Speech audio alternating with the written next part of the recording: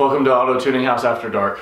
We got the motor in here. We were working on a bunch of shit all day, so it's time to get to this finally after midnight. What we have here is the LS going in my E46 ZHP. It is in the LS series. This is an L33 motor. So these only came in the 2005 to 2007 Chevy Silverados and GMC Sierra trucks, and they had to be a crew cab 4-wheel drive to get this option. If some of you watch Taylor Ray's videos, he's doing an LS in his Miata.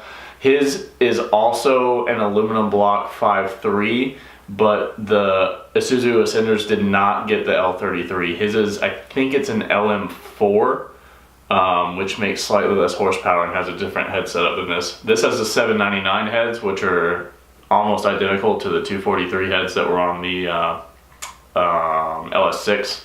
So it's the cathedral port heads. The only differences are valve springs and the hollow stem valves.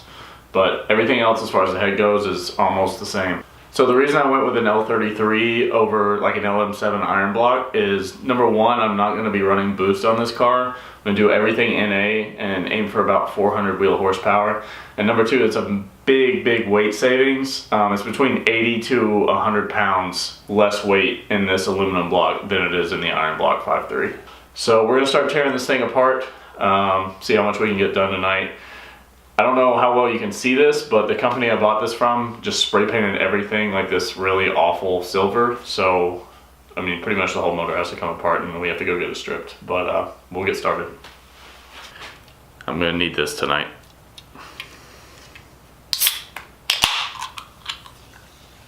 Cheers. We're gonna start right here and work our way down.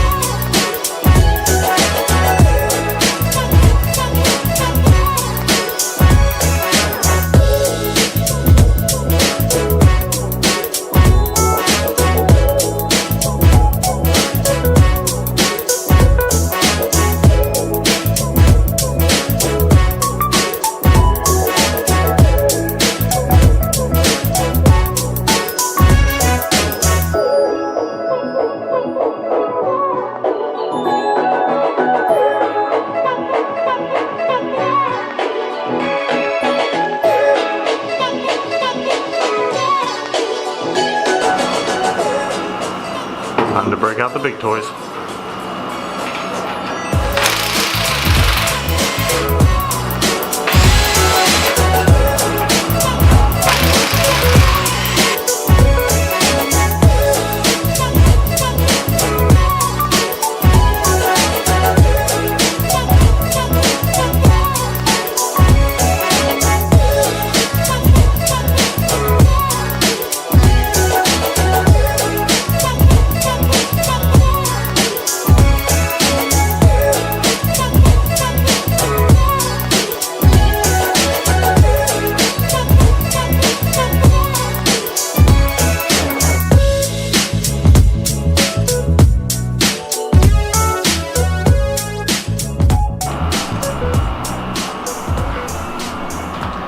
This is why you buy your engines from a trusted source, because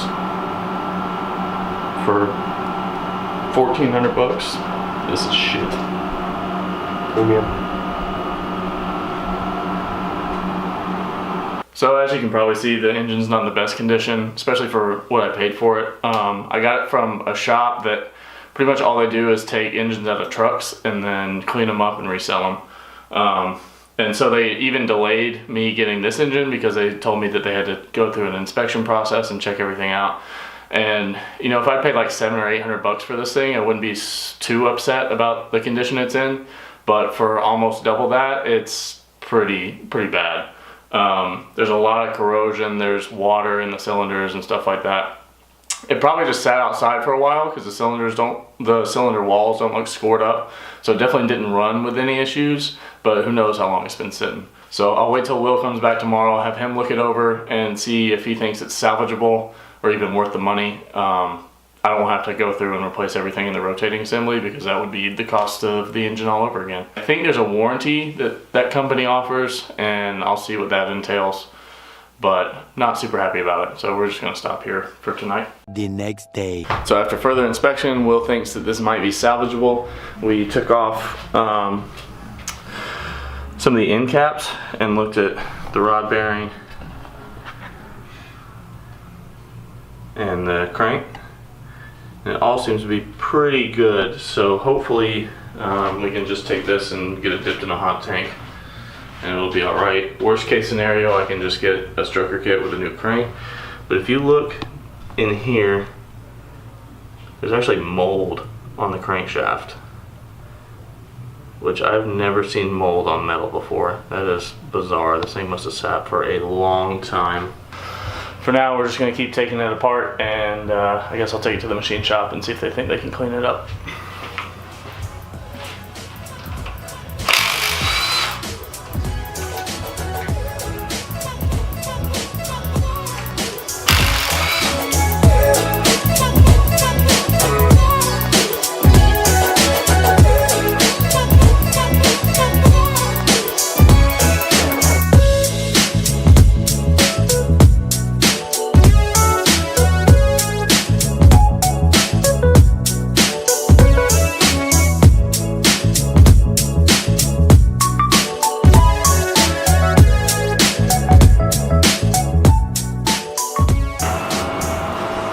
So awful. Ready? There she blows. Opa! Thank you, Captain. Dude, it's awesome. Oh, Captain, not Captain. That's her command. There we go. After a lot of finessing, Will finally got the crank pulley off the motor. So now we're gonna move on and get the rest of this crap on the front off.